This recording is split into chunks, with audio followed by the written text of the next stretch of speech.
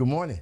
Good morning, everyone. My name is Desmond Meade. I am the Executive Director of Florida Rights Restoration Coalition, and it is with great excitement and humility that I'm here this morning to make it public that FRRC, the Florida Rights Restoration Coalition, has been nominated for the 2023, to be considered for the 2023 Nobel Peace Prize. This is an amazing moment in our organization's history, and it is extremely significant to us, extremely significant moment because of so many reasons.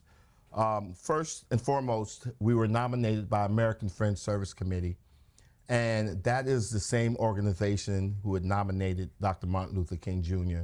for his Nobel Peace Prize. And we thought it was just so poetic that we were also nominated by this organization during Black History Month, right? We're also excited because, as an organization that's led by directly impacted people or returning citizens, justice impacted people, this is the first time ever that such an organization has been recognized to this highest level. We understand that the Nobel Peace Prize is the highest recognition that any individual or organization could receive in the world. And for an organization that is led by people who have been impacted by the justice system to receive a nomination is a phenomenal feat.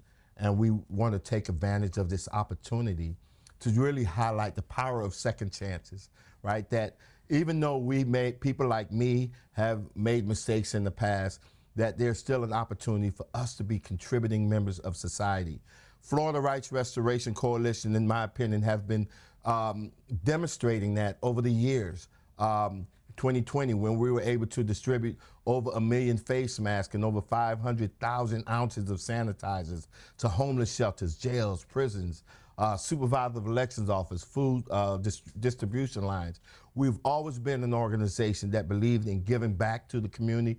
We've always been an organization that believed that in our advocacy for those people who've been most marginalized, in that advocacy itself, we can make everyone better, right? And so this nomination that we have today serves as a validation of the work that we've been doing, and it serves to justify our mindset in leading by love rather than by hate and fear. That's been the symbol of, that's been the stalwart of our Amendment 4 campaign about leading with love, and it's been what we've been relying on even afterwards. And so I wanted to invite up with me my Deputy Director, Neil Voles, because this is an organizational recognition, and in that I definitely wanted to make sure that my number two, my right hand, my brother from another mother, actually also comment on this amazing recognition. Thank you, Desmond, man. That's good. Man, what a day, what a moment, huh?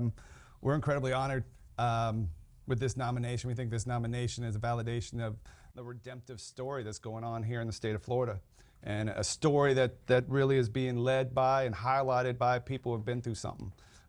Family members, millions of individuals and family members who believe in second chances and are at the heartbeat of this movement that is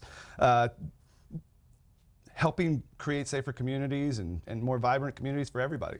Like Desmond said, at the heart of our mission is this fundamental belief that when we help people who have been weakened by systems, in this case, people who have been impacted by the criminal justice system, we all can benefit. We all can benefit when we see people who have been redeemed get restored in the community and then build prosperous, flourishing lives. And that's the vision that we're talking about here. And that when we do that, you get peace. You get a more vibrant democracy. You end up getting nominated for the Nobel Peace Prize. And we're just incredibly grateful, but we really want to put a human face on this. All across the state of Florida, there are people who are part of this move for democracy, part of this move for peace, part of this move for prosperity and flourishing for every Floridian. And we just want a big shout out to them to the family members all over Florida. This is a shared nomination. We salute all of your efforts. Look at what we started. We got a long way to go, but it's being validated at the highest levels, and that's such a big deal. Right? I mean, it's such a big deal. We want this to be an encouragement to those family members and loved ones who are getting up every day, putting their work boots on and living out this vision and showing the rest of the world what's possible when we lead with forgiveness and redemption and restoration. And at the heart of all of it is a movement of love. And so we're just incredibly grateful for this moment. All right. So if anyone have questions, we do have a couple minutes for if anyone have questions they want to ask. Well, yeah, and I spoke with you the other day too. Just, obviously the last couple of years, have been a bit difficult when it comes to, Lord Rest Restoration. There was, obvious concerns about what happened, with the arrests, last year, and whether that, has, scared people.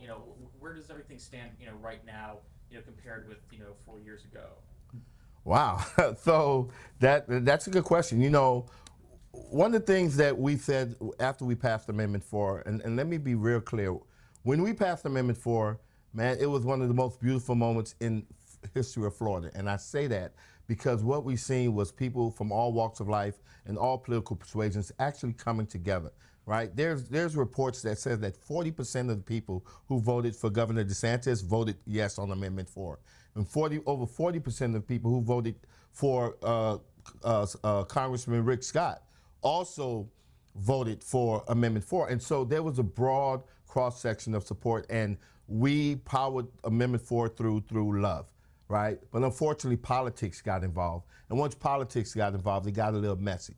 Our response to that was we was gonna let the politicians, right, legislate, and we was gonna let the litigators litigate, and we were gonna remain focused on the people. Right? And we believe that when we see obstacles, we turn them into opportunities. Moments like this gives us encouragement because in spite of our work, we know that there have been obstacles and there have been challenges along the way, but we have not let those obstacles or challenges deter us from our commitment to every one of the 1.4 million people who should be benefiting from Amendment 4. But every now and then what you're seeing, from recognition from the Orlando Sentinel for the work, recognition from the Bob Graham Center, recognition from Time Magazine, recognition from MacArthur Genius Award, and now the highest, most prestigious recognition that any organization can get, that's saying, hey, FRRC, in spite of the obstacles that you're facing, you got it right. You're looking at opportunities to overcome that, and you're doing it in a way that's bringing people together and not in a way that's tearing this nation apart, not in a way that is demonizing people, but in a way that is actually connecting everyone along the lines of humanity, regardless of their political beliefs, regardless of their religious beliefs, regardless of their socioeconomic status, that we recognize the humanity in everyone, and that powers us through. And these recognitions that we're getting seems to say, you guys are on the right track, keep doing it. We see you, the world sees you, and that's where we're at right now. Can I add something to that? Yeah, great question. It reminds me that, returning citizens have been on the front lines of this conversation around democracy for the last 5-6 years since the passage of Amendment 4. And here we have a prestigious organization saying, hey, we see you. We see you for who you are, not this narrative that exists about what people may think you are. We're talking about acknowledgement that returning citizens can be heroes of democracy here in our state and can give back and help transform our society in a way that benefits everybody. That's really empowering for our particular community. Those of us who have been impacted by the system, our loved ones, people have been walking with us, who signed petitions so that we could vote. There's a whole lot of folks out there who I think are going to be seen because of this nomination, and that's going to be good for our culture. That's going to be good for all of us. But thank you, you're right. At the end of the day, every cycle it seems like here's returning citizens on the front line, on the barricades of this whole conversation around democracy, and man, it's just great to see that people see the progress in addition to the challenges. Any other questions? Well, go ahead. Another question, just for Neil. Do you think a lot of the situations, the challenges that have happened over the last 4 years or so, comes from, I guess, the misapprehension from both Democrats and Republicans that, oh, this obviously will overwhelmingly affect, and help Democrats, as opposed to Republicans. Do you think that that sort of has been the, misapprehension has been the basis of a lot of, what's happened over the last couple of years? Well, I think what you're seeing for what happened over the last couple of years is actually an extension of what has been happening since the formation of this country. And that has always been a select group of people who wanted to pick and choose who get the vote for them. Right? Let's not lose sight of the fact that it has not been that long since women first got the right to vote. And there was a time in this country where there were people that did not believe that women should have a say in how their communities or how this country is ran. And they were so adamant about it that they were willing to exact violence upon women, right? And even incarcerate women, right? So it brutalize and incarcerate women to prevent them from having their voices heard. It has not been that long ago. And so what we're seeing today, what we're seeing weeks ago, what we're seeing months ago, a couple of years ago, all stem from this idea that there are politicians on both sides that want to pick and choose who get the vote for them. That's the story of gerrymandering, right? And redistricting. That's the story of prison gerrymandering. And what we're saying is that politicians shouldn't decide who gets the vote for them.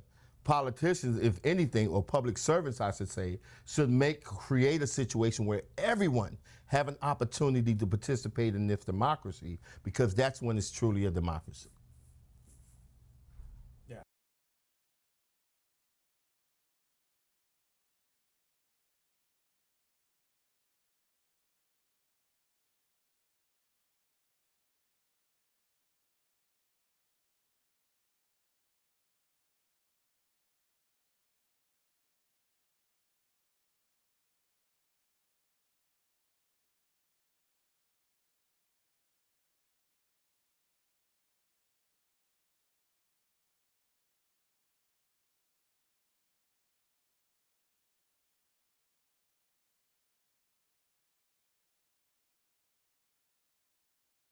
Amendment 4. And so we'll publicly thank the American Friends Service Committee for believing in our work enough to, because this is not a simple process, and it was something that much deliberation had to go into. And there's so many other worthy organizations and individuals that's out there. In matter of fact, just in our country by itself. And so to be able to be one of the few that's chosen for this process is an honor, and we definitely want to publicly thank American Friends Service Committee for bestowing this honor upon us. So thank you all so much for coming out. Before you go, both, can we get you got your name, can we get the correct spelling? Oh, okay. Both, and make sure we have your proper title. Okay. That way we have it. No problem. So my name is Desmond Meade, D-E-S-M-O-N-D, last name Meade, M-E-A-D-E. I am the Executive Director of Florida Rights Restoration Coalition. And I am Neil, N-E-I-L. Last name is Voles, V as in Victor, O-L as in Lion, Z as in Zebra. And I am the Deputy Director of the Florida Rights Restoration Coalition. All right. Thank you all so much for coming out. Man.